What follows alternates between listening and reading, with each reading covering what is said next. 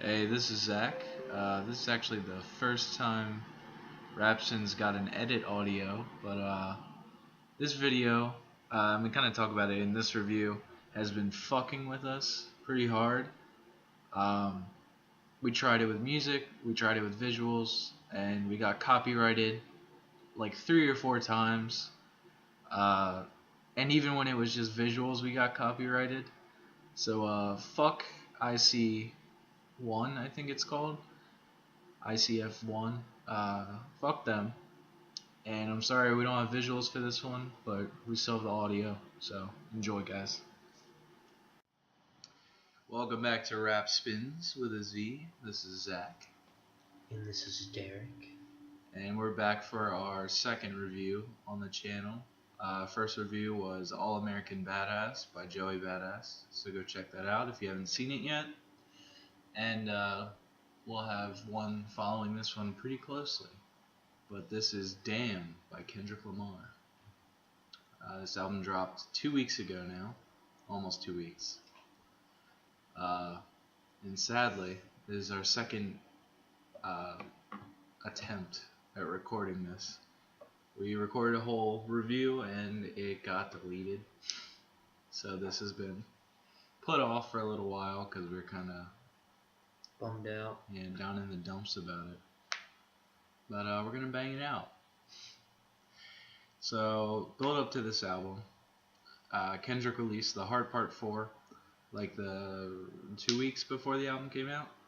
It was like a freestyle, and it really, the only important thing from it is that he said, get your shit together by April 7th, which everyone thought the album was going to come out then, but instead a single dropped with a video, Humble, and that was all that was released before the album.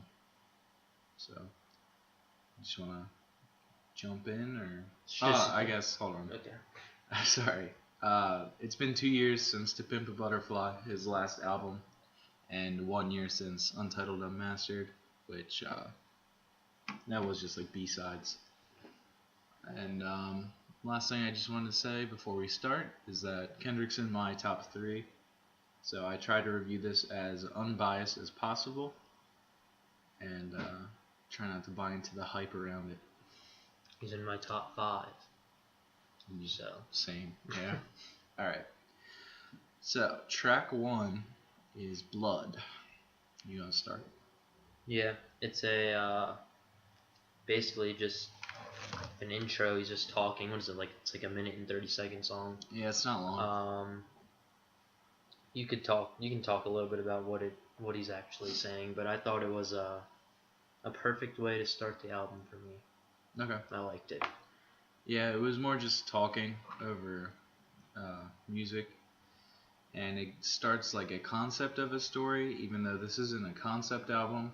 A lot of the songs are connected in ways, and he's telling a story of walking down the street, and he sees a blind lady struggling to find something, and after watching her for a while, he decides to go help her. And I'm trying to think of how it goes exactly. I don't have lyrics pulled up, shit. He's just like, I see you've lost something. A respectful man, Yeah. trying to help her out. Yeah, he says, I see you've lost something. The blind old lady, turns and says, yes, you have lost something. You have lost your life. And then shoots him. And like Derek said, I thought it was a great way to start the album. It just kind of grabbed my attention from the get-go. And I was like, oh shit, what's Kendrick got in store for us? But there's been a lot of theories around this album going about, and instead of like trying to push them on to the public, listen for yourself and make your own decisions. But one that I saw was the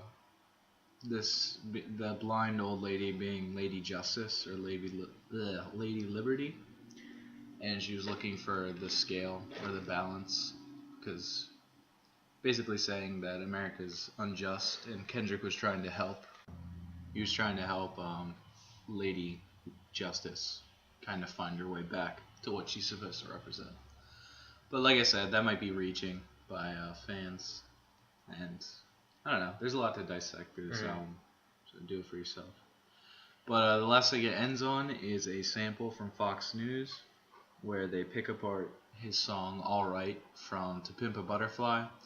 It's a guy saying the line, "And we hate the popo, they want to kill us dead in the streets, faux show." And then there's a lady that goes like, "Oh, I don't like that." And basically it's big, like twisting his words from one of the most positive songs from that album and making it completely negative. And he kind of goes again, like fights back, I guess, if you want to call it that, in the lead up to the next track, which track 2 is DNA. You want to go? Yeah, I thought I was kind of. I don't know, after the intro, I kind of had a feeling he was gonna go super hard on the next song for some reason. I don't know why, and he did. It was probably the hardest song on the album. You could call it that. I would call it that. Yeah. He goes off from the get go, right as it transitions into the I got. Yeah, I love DNA. It's one of my favorites on the album. Which, did you say that or you didn't because I said it? It would have been in my top, like, if I had to pick my top songs, it would have been like one of them, but I didn't put it in my favorite tracks. I don't know why. Okay, I got you. But I told Derek earlier, well, I texted him, he was a part of this. But when I first listened to that song when the album came out, I texted him, Ben, my other radio co-host, and like my friends from home, like good lord, DNA, because it just floored me. Like it's so good. The beat's awesome. There's a great switch up. He switches flows. There's one part where it goes along the pattern of the I gots from the beginning, where he says "see you so bitch," and then following that verse, or following that like transition, the verse has these little whoa whoas in the background, and I sing that shit like daily because it gets stuck in my head. And this is like 2 weeks after, almost 2 weeks after it came out. And when we recorded this the first time, it was the day the music video came out for it, featuring Don Cheadle, and there's even a little guest appearance by Schoolboy Q. Yep. And the video is pretty dope too, so I'd go check that out. Would recommend. But track 3, Yeah. This one really grew on me. I put a lot of listens in this album, and a couple songs, like a handful, I didn't really like at first, but they've really grown, and some are like close to my favorites now. Yeah would be one of those, and you really like. Yeah, it made my favorite as soon as I listened to it. I usually just kind of now realize this recently that I really like slower rap. I don't know why. And he kind of, this whole song's kind of just like prodding along. I just love it. Yeah, it's very slow paced, but not in a bad way. Just kind of trance-like, almost. I feel. Yeah. But it's got like quality lyrics. It's a like really short song too. Not really short, like 2.5 minutes maybe. So it's only meant to be like an interlude to the next song. But there's like a Fox News disc connecting it back to Blood. He talks about his cousin Duckworth, just like handing down life lessons to him. And then there's the Israelite message where he's like, "Don't call me black no more. I'm an Israelite. I'm an Israelite. Don't call me black no more. That's just a color. Shit ain't facts no more," I think is the lyrics. But he touches on that in other songs, connecting it. Like I said again, there's no concept, but the songs are all like heavily linked together. And you said it made your favorites, right? Yeah, it did. Just okay, make Yep. sure. All right, track 4, Element. It's also made my favorites. It's probably my favorite song in the whole album, if I had to choose. Yeah, this one made my favorites too. The hook's catchy as fuck. It's probably the catchiest hook on the album, I think, other than maybe Humble. He goes off again, I said, like he did on DNA. And this is the first song to bring out the Kung Fu Kenny nickname by, I think it's Kid Capri sang it. Yeah. Trying to think. There's also this starts the repetition of the Ain't Nobody Praying For Me line, which connects to other songs again. And the other note I had for this was the damn, damn, damn little bridge to the flow switch. I love that part. Just like the part where he, what's the line I'm looking for? The part where he says, we okay, we let the A1 fly, relocate, jump on the same G5. It wasn't even the line, it was just how he said it. Really stuck out to me. Yeah. It's a dope song. Just move on. Yep, that's good. Track 5, Feel. This was another grower for me. It's more slower paced again. But Kendrick does his thing. I mean, it's always like consistent and solid from a lyricist and even like rapping in general point of view. There's another flow switch in this song, which he does all over the album.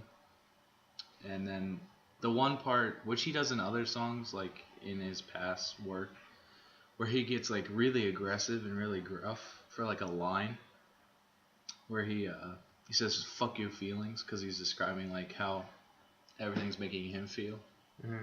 I don't know, just like the voice change and the contrast always gets me. That's what I like the most about this song. The switch up, I think, is it second verse when he just starts going off? Yeah. I liked how it switched up. Just thought it was an overall really good track, like most. Yeah, I really don't like. I like every song on this album. So, track 6, Loyalty, featuring Rihanna. This song had another catchy hook, I thought, and it's kind of poppier, not super pop, but like a lot lighter than other stuff like Element and Feel before it. Yeah. And the verses from Kendrick were good as always, and then Rihanna even like rapped a little bit, and her verse was pretty good. I was surprised. Yeah, I thought she did really good. I liked the DJ before the chorus, geeked and I'm fired up. I like that part. And I think you said it, the back and forth. Yeah. What do you mean? I thought you told me that on our first review of this. I'm pretty sure I was talking about love. Oh yeah, it is love. Never mind. Sorry. Sorry. This is the problem of doing this again. Yeah. Yeah, but Loyalty is another good track. Track 7 was Pride.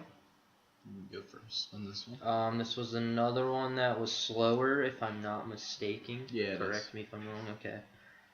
So I liked it a lot. I thought is this the one? I thought this one was one of your favorites. It didn't make my favorites, but it was one that really stuck out to me for the second verse. I really liked the second verse. It was one of my favorites on the album. Just that verse in particular. I don't really know why. I liked when he said, "Cold as December, but never remember what winter did." I really liked that line. Okay. So the whole second verse was a dope for me. Yeah, I mean, I still like this song, but like you said, it's slower. And maybe it's its placement, but it's kind of, for me, the track that, like, the little bit of the album that drags in the middle. Especially, like, driving, I noticed it. And, like I said, I still like it, but it's probably my least favorite on the album. It's grown on me a lot, though, like, as the other songs have. But that's all I had. Yeah. Humble. Yeah, is that track 8? Yep. Yeah. Humble was the only single for the album, and it fucking bumps, dude. I was so happy when this came out. I played it like constantly, walking to class, and I even learned it on keyboard because it made me hype. I got happy. It was Kenny season. Trying to look.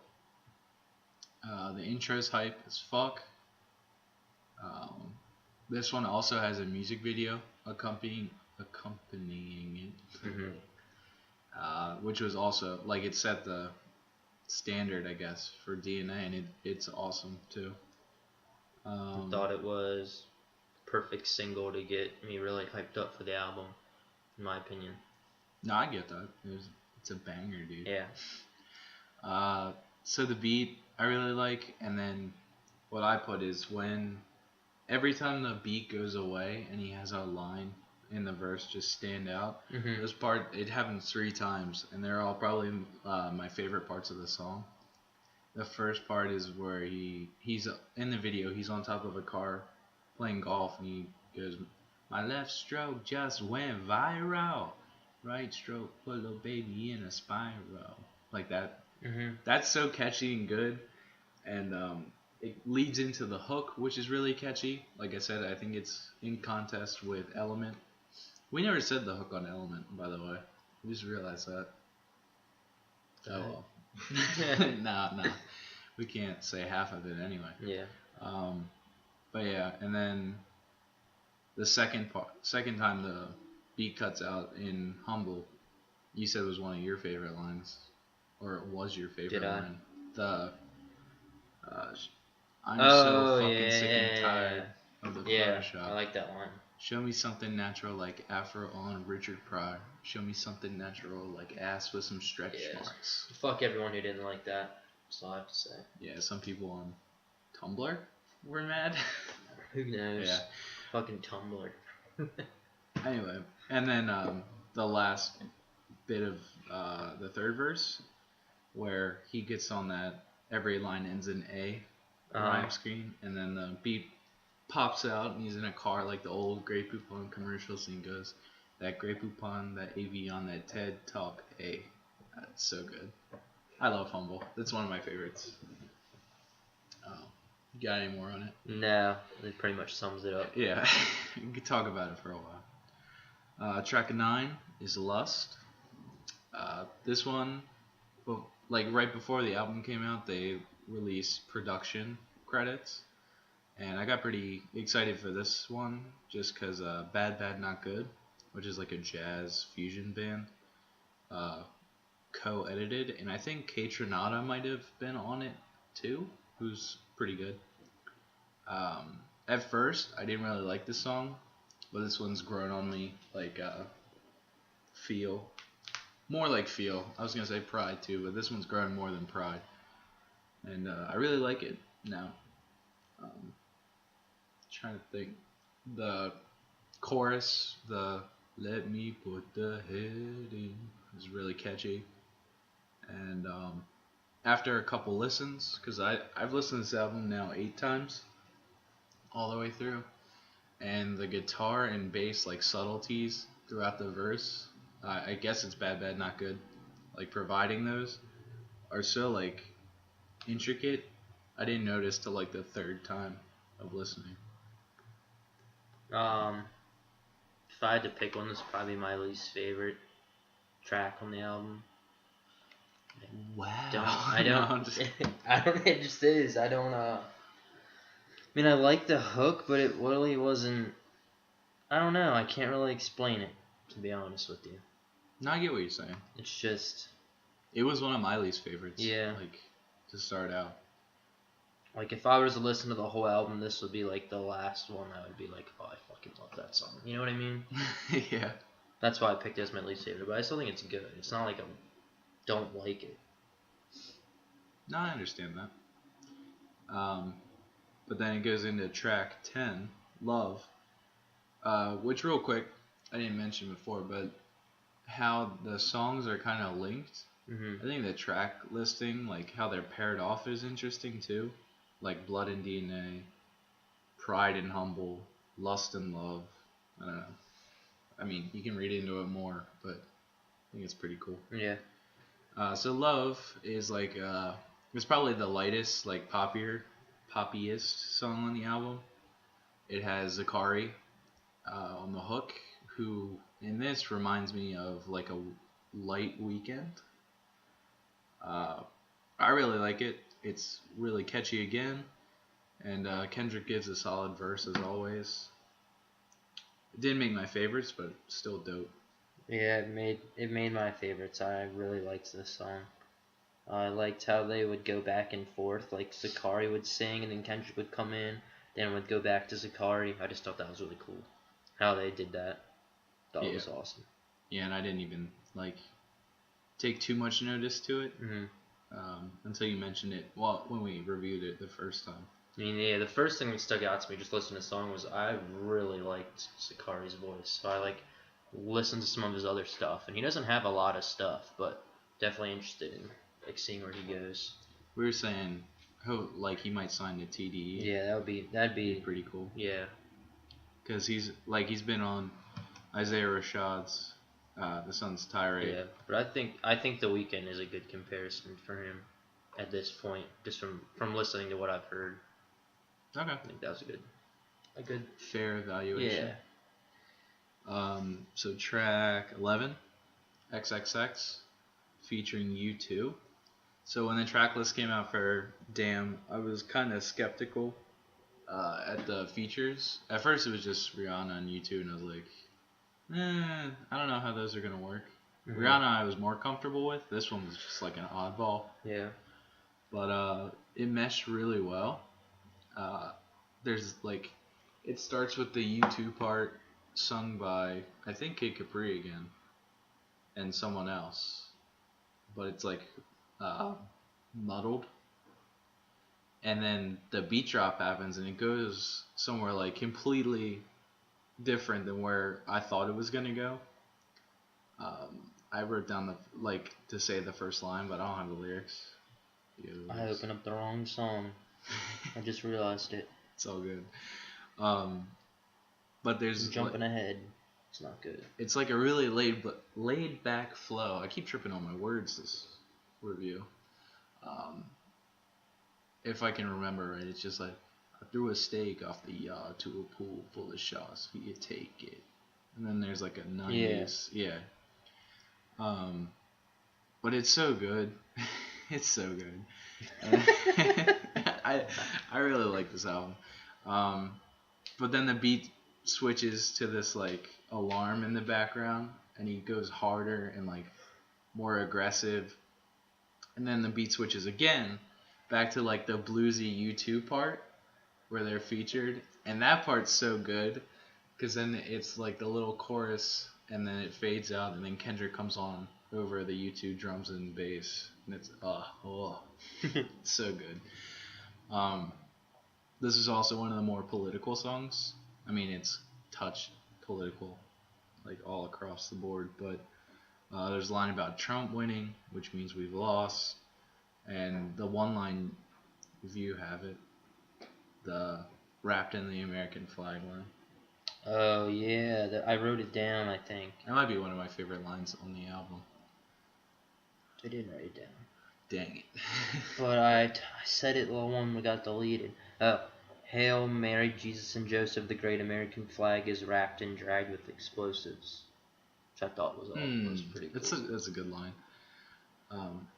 Yeah, on those types of things, when we're doing these reviews, I want to say it, but I don't want to get it wrong. Mm-hmm.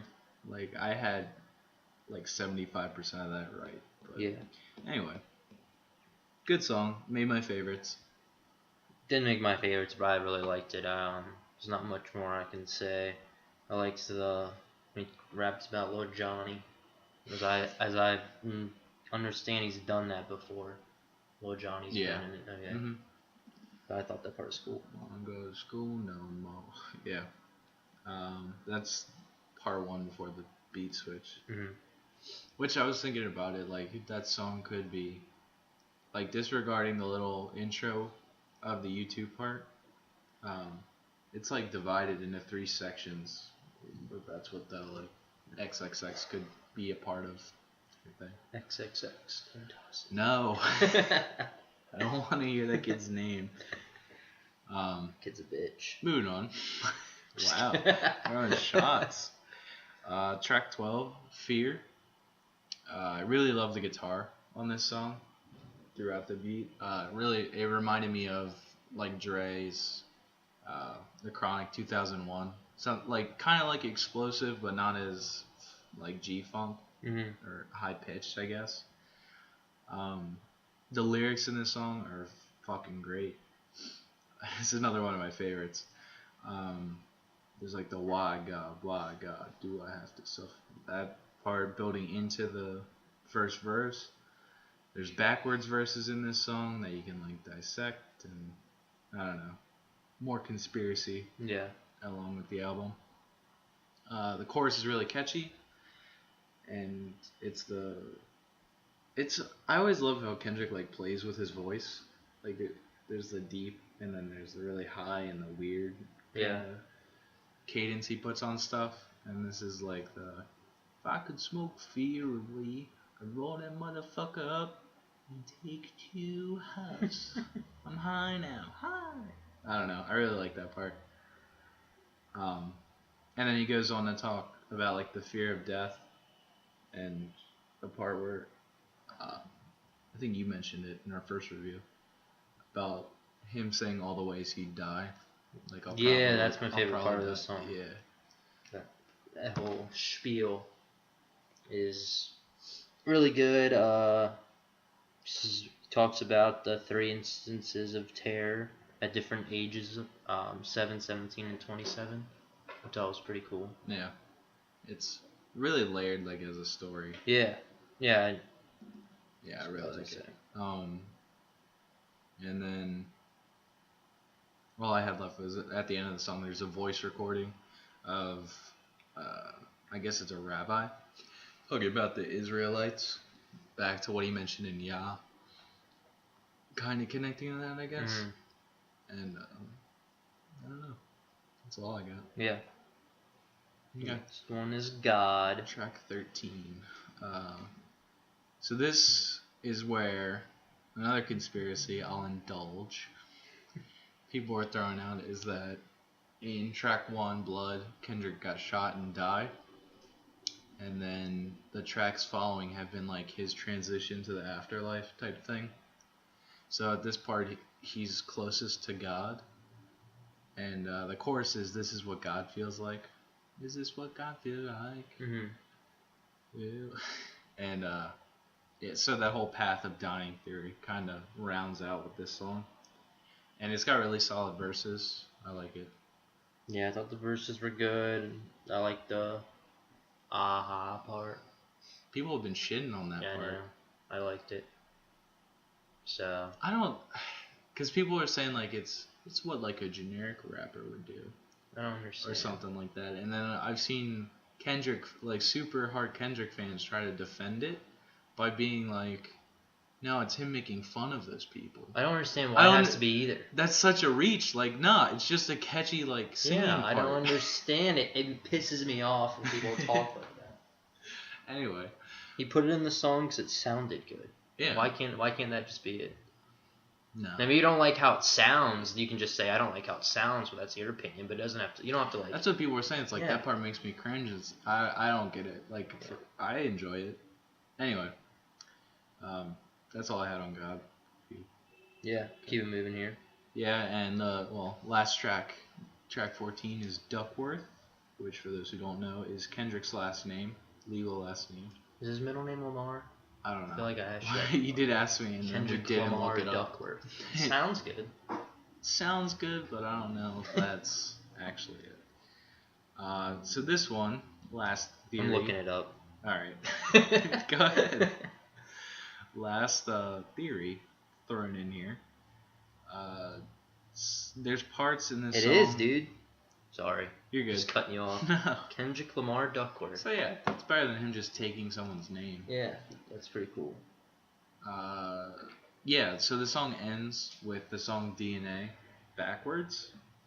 And people are saying you can listen to the album backwards and get a different meaning, since people were so excited about a double album, which never happened. But then the story of this song is where, like, it really hooked me, and it's a really cool story. Do you wanna? Yeah. It's about it's his uncle or it's his dad that works at a like a fried chicken place. I took it as like something similar to like a Popeyes or something. I think it was like Compton's version of it. Yeah. So he was a worker there, and then what's the name of the TD Top Dog. Top Dog. he I guess lived around there, and he was like planning on robbing this place that Kendrick's father worked at.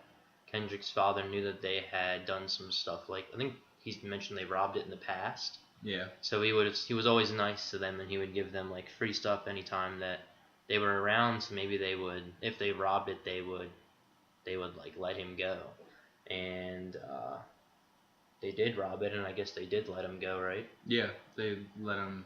Like, I don't know if they. I didn't know if they didn't kill him. He just left. Yeah, Yeah. but I don't know if he actually had the gun aimed at him, Yeah. or he was just like threatened.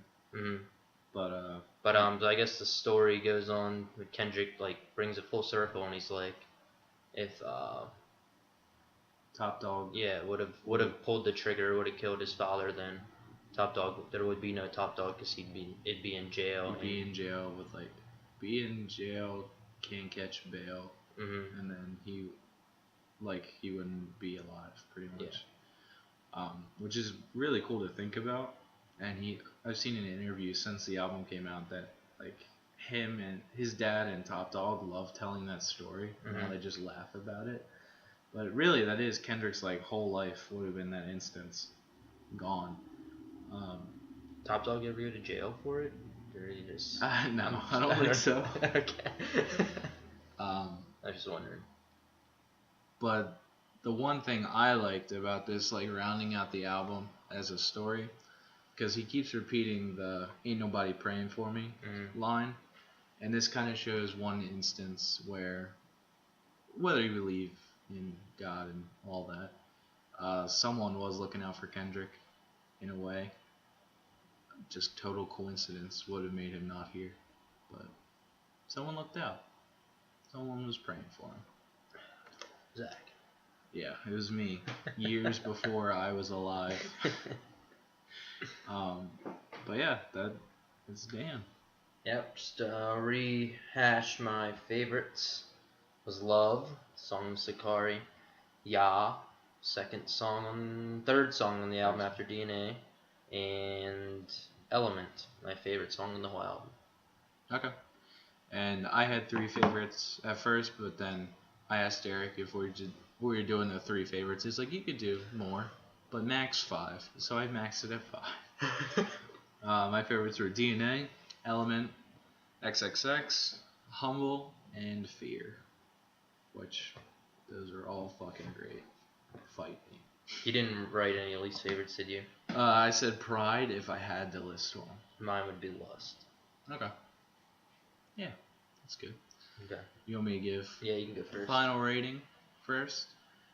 So I thought it was another fantastic album by Kendrick. I'm a big fan of his other stuff. And he completely redefined his sound again, which he did from Good Kid to Pimp a Butterfly. I messed it up in the first review too, because I went 2-2. Yeah. It's annoying. Anyway, I like every song on the album, and a bunch have grown on me, as you heard. I keep telling myself, like, usually when I listen to an album, I try to move on and listen to other stuff before I re-listen. But this one, I just kept listening, and I was like, no, I'm listening because I have to give a review on it. And that was really just like an excuse. Like, I just wanted to keep listening to this album. So the final test I did was on Easter Sunday. I drove back to campus from my home, which is like 3 hours, and I listened to Good Kid, Mad City, To Pimp a Butterfly, and then Damn, all back to back. The first 2 I rate 5 out of 5 personally, or 10 out of 10. And on that listen, it still felt like Damn was missing something. I don't know if it's conceptual or it may come in more listens to me. Because, like I said, there's a lot to get through on this album. So I rated it a 9 out of 10, which is still pretty damn good. I rated it the same thing. Copycat. Wow, we didn't tell each other. No. Yeah, we usually don't tell each other what we rate stuff until we say it. I loved the how he would switch, how there was just a lot of variation on the album with like slower rapping, and in some songs he would just go really hard, and some songs there was both on it. Like one verse he would go slow, the second verse he would go hard. That's what I liked about the album the most. Just pacing in general. Yeah. I gave it a 9, and not my reason for not giving it a 10 is because I went and listened to Good Kid, Mad City, which I realized I've heard all the songs on the album, just never in order. So I listened to it in order, and I would probably rate that as my favorite Kendrick album. I would give that a 10 out of 10, and I didn't enjoy this one as much, so that's my justification for giving it a 9. Yeah, that was the same for me pretty much. But like, as I kind of tried to explain, like we've had so much more time with those albums and songs. Yeah. I feel like this could potentially be 10 out of 10 later on. But that's all I got. Good? Yep. Good. Alright. That was Damn by Kendrick Lamar, fucking finally. Because we've been putting it off. Killed our souls on the first one. Not really our faults. It's not our fault. Audacity just pooped out. Yeah. But we've recorded our third review, which is going to be Playboy Cardi by Playboy Cardi, and that'll be probably shortly after this one, since we haven't posted or uploaded in a while. And we got more minis, and we're going to work on that fourth review then. Yep. So if you like our stuff, hit that subscribe button. Let us know what you think of Damn, or if you want us to review anything else, let us know. Send us your music. Oh yeah, if we got some rappers in the audience, or I mean beat tapes would be cool too. Yeah, I don't care. Either one. Send them our way. Email in the description. Until then, peace. Peace.